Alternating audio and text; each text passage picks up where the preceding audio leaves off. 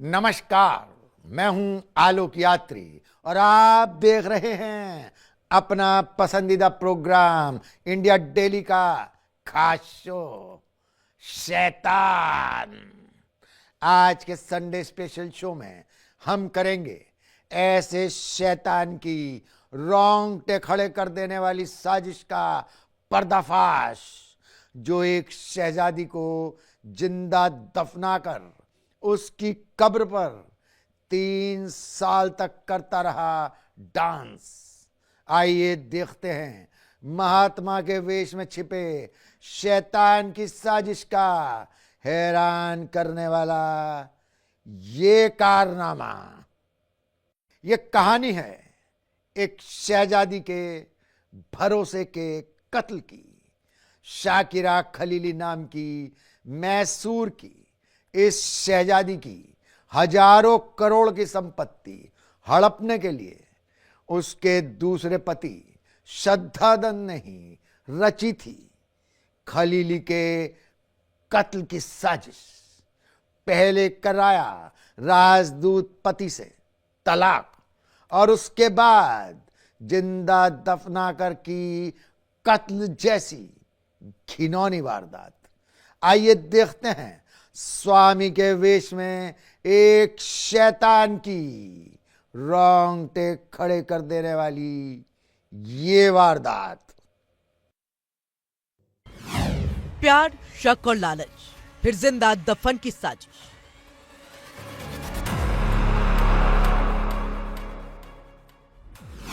वो ताबूत जिसमें थी एक जिंदगी।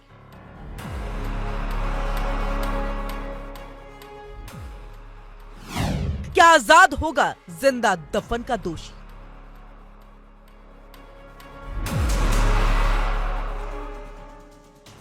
ये कहानी है साल 1990 के दशक की। मैसूर के राजघराने के एक हिस्से में काम करने वाला श्रीधरन नायर की, जिसे बाद में दुनिया श्रद्धानंद के नाम से पहचानने लगी, और उससे 20 साल छोटी शादीशुदा 4 बेटियों की मां शकीरा खलीली की। दोनों का रिश्ता, फिर दूसरी शादी, और फिर वो दिन जब शकीरा लापता हो गई। और तभी से शुरू हुई एक खौफनाक कहानी। शकीरा खलीली इतने बड़े परिवार से मैसूर के ताल्लुक रखती थी कि लोग उनके पिता को दीवान सर मिर्जा इस्माइल के पोती के रूप में जानते हैं। इतना बड़ा नाम, इतनी बड़ी मैसूर के अंदर एक बहुत बड़ी रियासत और बहुत बड़ी प्रॉपर्टी और करोड़ों नहीं अरबों रुपए के मालिक का ये परिवार था जिस परिवार में पैदा हुई। और रहन सहन, खाना पीना, बहुत हाई स्टाइल की लड़की, जिसकी शादी उस समय जो डिप्लोमेट होते थे, IFS ऑफिसर, बहुत बड़ी पोस्ट मानी जाती थी। उनकी जो शादी हुई अकबर मिर्जा खलीली, जो बाद में ईरान में और ऑस्ट्रेलिया के अंदर हमारे एम्बेसडर भी रहे, हाई कमिश्नर रहे, उनके साथ उनकी शादी हुई। परंतु शादी वो बहुत लंबे टाइम तक चल नहीं पाई। 3 साल तक पुलिस और परिवार कोई नहीं जान पाया कि शकीरा जिंदा है या मर चुकी है। और जब रहस्य खुला तो सिर्फ पुलिस ही नहीं बल्कि देश भी दहल उठा, जिसके बाद उठे ऐसे सवाल जिनका जवाब ना तो पुलिस के पास था और ना ही किसी और के पास। शकीरा खलीली, मैसूर की रॉयल फैमिली से जुड़ा वो नाम जिसकी जिंदगी राजसी ठाट बाट में पली बड़ी। दीवान की बेटी, सर मिर्जा इस्माइल की पोती और ऑस्ट्रेलिया में भारतीय हाई कमिश्नर रहे IS अधिकारी अकबर मिर्जा खलीली की पत्नी। 25 साल की शादी और 4 बेटियों के साथ उसकी जिंदगी बाहर से जितनी खूबसूरत दिखती थी, अंदरूनी मोड़ उतने ही खतरनाक होने वाले थे, जो आगे चल के एक खौफनाक कहानी की वजह बने। कैसे एक महिला को जिंदा ताबूत में बंद कर दफना दिया गया, और अब 29 साल बाद उसका कातिल जेल से रिहाई की मांग कर रहा है। रिहाई की मांग से एक बार फिर हत्याकांड सुर्खियों में है।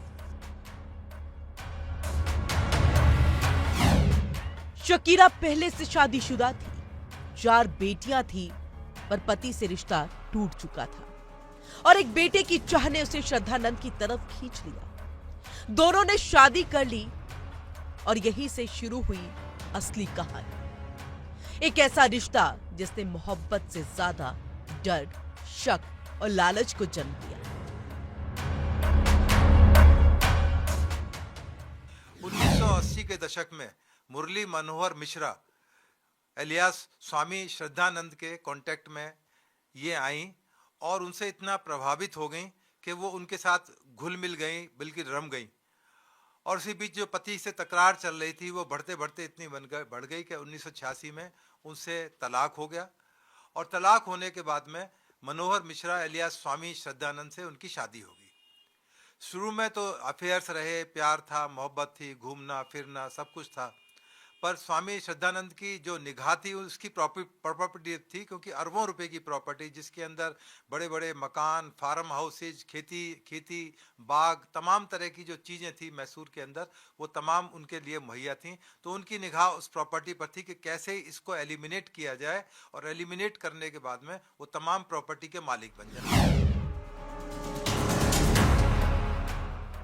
बेंगलुरु का ये मामला दिखाता है कि प्यार, शक और संपत्ति की लड़ाई कैसे किसी को दरिंदगी की हद तक ले जा सकती है। शकीरा की 3 बेटियां इस शादी के खिलाफ थी, पर शकीरा श्रद्धानंद के साथ नई जिंदगी शुरू करने का फैसला कर चुकी थी। लेकिन शादी के कुछ ही समय बाद शकीरा अचानक गायब हो गई। 3 साल तक न कोई सुराग, न कोई खबर, और फिर बाद में एक शराब के ठेके से मिला वो सुराग जिसने सब कुछ बदल दिया।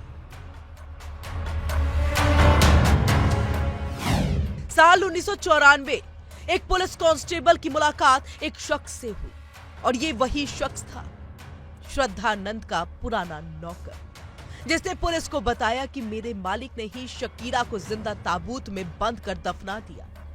मैं खुद ताबूत खरीदने गया था। ये सुनकर पुलिस हिल गई और तुरंत पहुंची उसी दुकान पर जहां से ताबूत खरीदा गया था, और दुकानदार ने भी इसकी पुष्टि कर दी। 30 अप्रैल 1994 पुलिस श्रद्धानंद के घर पहुंचती है। पूछताछ शुरू होती है, लेकिन वो बार बार यही दोहराता है, मैंने शकीरा को नहीं मारा, मुझे नहीं पता वो कहां है। पुलिस को उसके चेहरे पर बेगुनाही नहीं, ठंडा सा सन्नाटा दिख रहा था, जो कहीं ना कहीं सच्चाई की तरफ इशारा कर रहा था। 3 साल की गुमशुदगी और अब बड़ा खुलासा।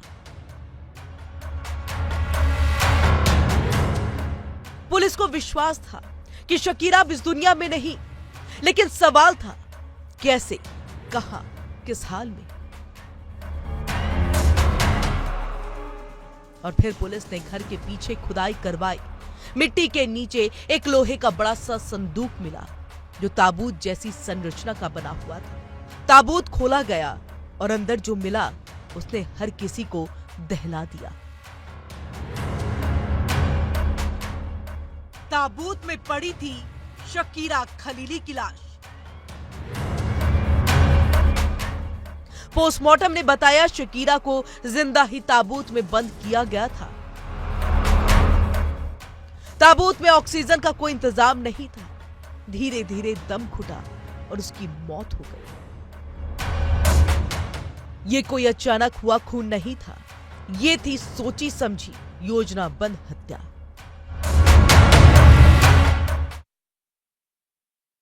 कहते हैं कि इश्क और जंग में सब कुछ जायज होता है, और ये बात शायद शाकिरा और श्रद्धानंद दोनों जानते थे।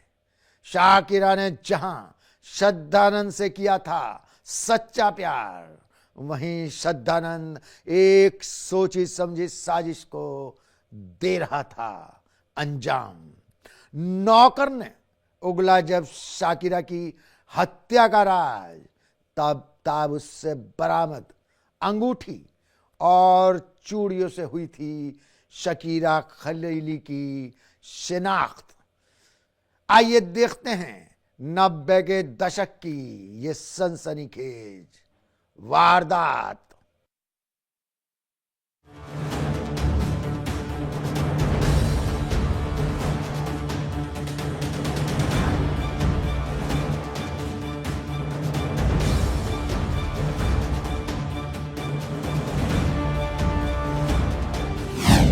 मां गुम, बेटी परेशान और घर में दफन खौफनाक राज।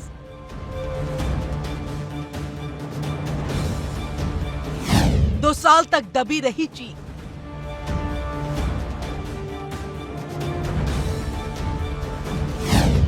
शराब के ठेके पर ऐसे खुल गया राज़े कत्ल। बेंगलुरु में 90 के दशक की एक ऐसी वारदात जिसने पूरे देश को हिलाकर रख दिया था। मॉडलिंग की दुनिया में नाम कमा रही सबा अचानक अपनी मां से संपर्क न हो पाने पर बेचैन हो उठी और फिर जो सच सामने आया वो किसी खौफनाक कहानी से कम नहीं था।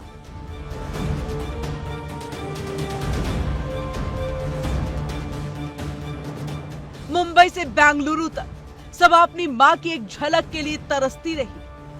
फोन उठता था लेकिन दूसरी तरफ मां की आवाज नहीं बल्कि श्रद्धा नंद का गोलमोल जवाब।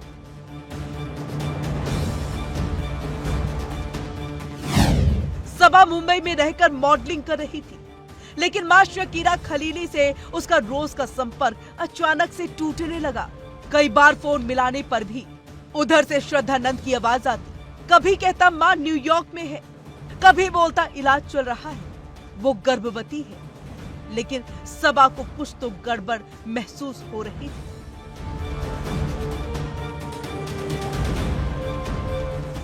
एक दिन बिना किसी को बताए सबा बेंगलुरु पहुंच गई लेकिन यहां उसे सिर्फ निराशा हाथ लगी। घर में शकीला खलीली मौजूद ही नहीं थी। श्रद्धानंद से सवाल करने पर वही घिसे पिटे जवाब और कोई ठोस जानकारी नहीं।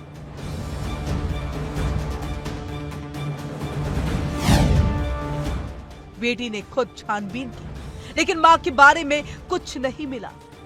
आखिरकार जून 1992 में सबा ने अपनी मां की गुमशुदगी की रिपोर्ट दर्ज करा दी। पुलिस ने तलाश शुरू की मगर सुरागों की कमी ने जांच को आगे बढ़ने नहीं दी।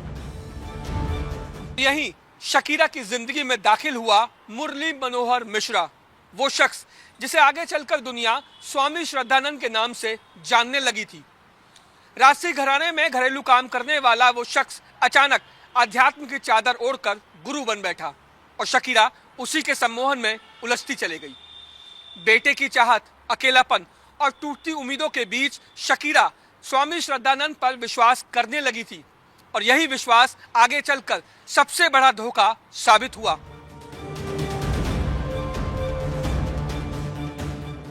दो साल तक मामला ठंडे बस्ते में रहा लेकिन एक दिन एक पुलिसकर्मी शराब के ठेके पर पहुंचता है और एक बात सुनकर के सन्न रह जाता है।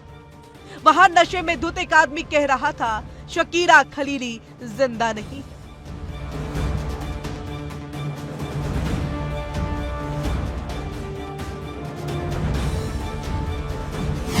पुलिस को आगे की जांच में पता चला शकीरा खलीली की हत्या 28 अप्रैल 1991 को कर दी गई थी।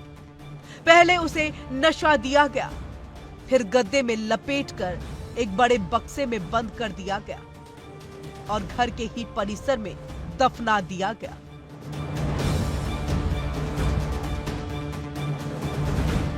अचानक जब वो सारी चीजें वो कर चुके हैं, उन्होंने तमाम हथकंडे अपना लिए, उसके बाद में उनको लगा कि अब मैं, चूंकि एक तो हिंदू और मुस्लिम का मामला आ रहा था, तो उन्होंने सोचा कि इसको किसी तरह से निपटाया जाए, एलिमिनेट कर दिया जाए हमेशा के लिए। तो उन्होंने 91 के अंदर अचानक खलीली गायब हो गई और पुलिस पर इतना दबाव था कि पुलिस ने तमाम जो हथकंडे पुलिस के होते हैं वो सारे अपनाए और अल्टीमेटली करते करते एक पता लगा कि उसका जो नौकर था उससे कुछ उसकी अनबन थी और नौकर को इस चीज़ का अंदाज था कि जो मेरी मालकन है उसको इन्होंने मारकर और जो आंगन था उसके अंदर दबा दिया था, ताबूत के अंदर, और उसको पक्का करके उसके ऊपर टाइल लगवा दी थी और किसी को शक ना हो इसलिए तुलसी का पेड़ भी उसके ऊपर लगा दिया। जब कब्र जैसी खुदाई के बाद शकीरा खलीली के कंकाल को बाहर निकाला गया तो पुलिस भी सन्न रह गई। हत्या की क्रूरता ने सभी को भीतर से झकझोर करके रख दिया। तो ये लंबे टाइम तक ये मामला दबा रहा, परंतु जो नौकर था जब उसने पुलिस को मुखबरी की, जानकारी दे दी किसी तरह से, किसी के मार्फत, तो ये सारा मामला उजागर हो गया। तमाम एसडीएम पुलिस ऑफिसर्स के निगरानी के अंदर उसकी खुदाई की गई। तो उसकी खुदाई जब की गई तो उसके अंदर ताबूत मिला और ताबूत के अंदर वो सो रही थी उसके अंदर। बल्कि जब ताबूत का इंस्पेक्शन किया गया, उसको लेबोरेटरीज में भेजा गया, तो उसमें ऐसे निशानात पाए गए क्योंकि उनको चाय में जहर दिया गया था और वो मरी नहीं थी, केवल बेहोश थी। उसी अवस्था में ताबूत में उनको लिटाकर उसमें कील जड़ दी गई थी। जब उनको होश आया होगा तो उन्होंने तमाम नखून मारे होंगे, पैर मारे होंगे, तो उनके इतनी ताकत से उन्होंने उसको किया ताबूत को कि उनके निशान उस ताबूत के छत के ऊपर की तरफ पाए गए थे।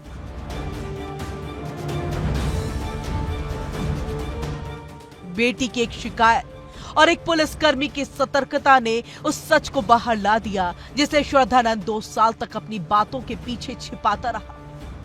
लेकिन न्याय की राह आखिरकार खुल गई और श्रद्धानंद गिरफ्तार कर लिया गया।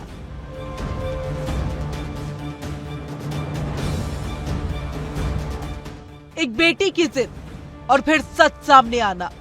शकीरा खलीली हत्याकांड आज भी उन मामलों में गिना जाता है जिन्होंने समाज को अंदर से हिला करके रख दिया था।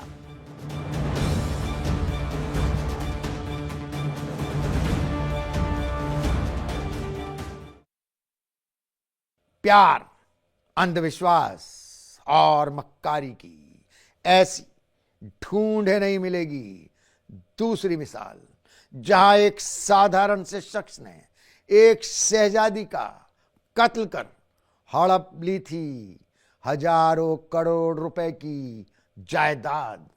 शादी के नाम पर जिसे धोखा दिया, उसकी कब्र पर बरसों मनाता रहा जश्न।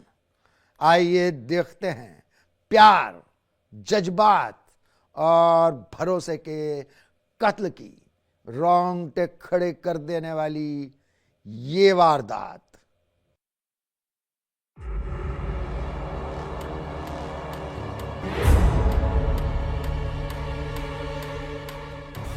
अरबों की हेरिटेज की वारिस और एक ऐसा प्यार जिसने उन्हें उनकी ही जिंदगी से दूर कर दिया।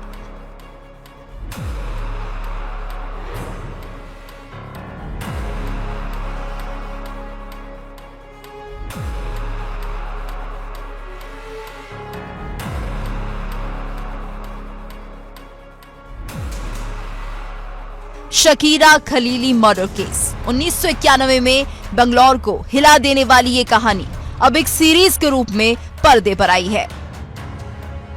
डांसिंग ऑन द ग्रेव एक दिल दहला देने वाली ट्रू क्राइम डॉक्यूमेंट्री सीरीज है।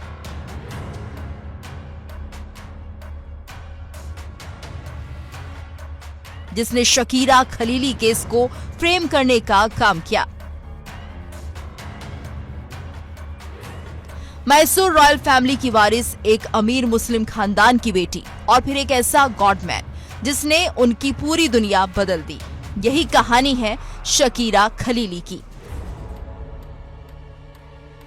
प्यार या भरोसे के नाम पर शकीरा ने अपनी परंपरा, परिवार और रॉयल हेरिटेज तक पीछे छोड़ दी और शादी कर ली। लेकिन किसे पता था कि यह फैसला उनकी मौत की वजह बन जाएगा।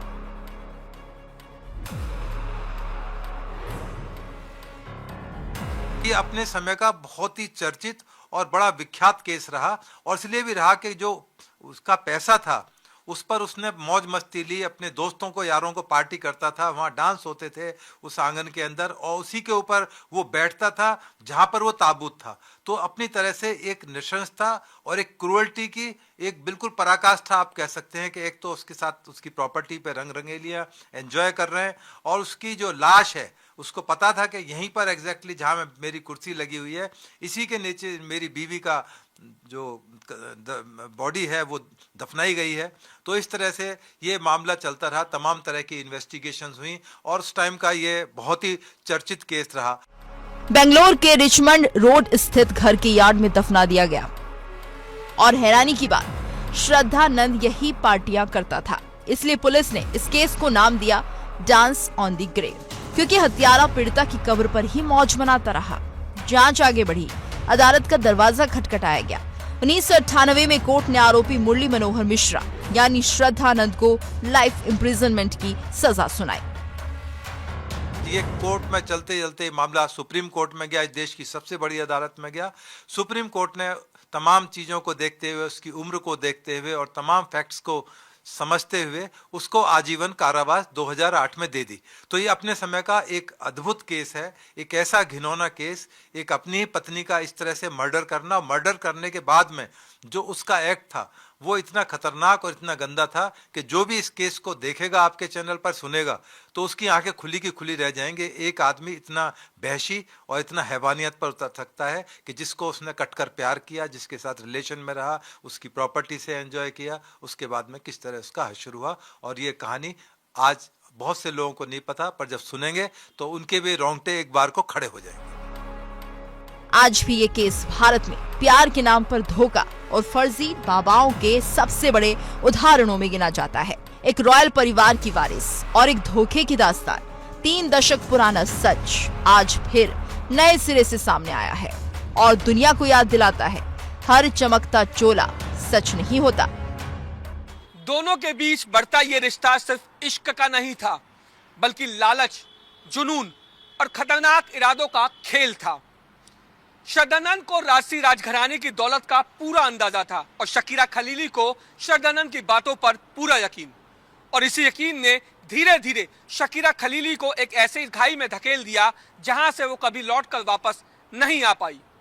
और यहीं से शुरू हुई शकीरा खलीली हत्याकांड की सबसे चौंकाने वाली परतें।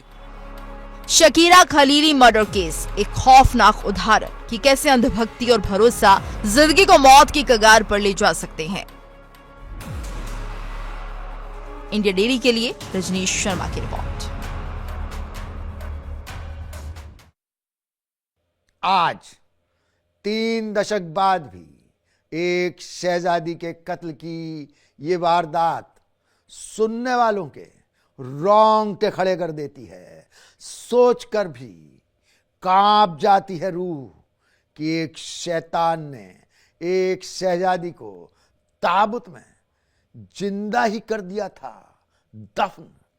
हमारे आज के शो में बस इतना ही। अगली मुलाकात तक आप रहिए सावधान, क्योंकि आसपास कहीं भी हो सकता है शैतान।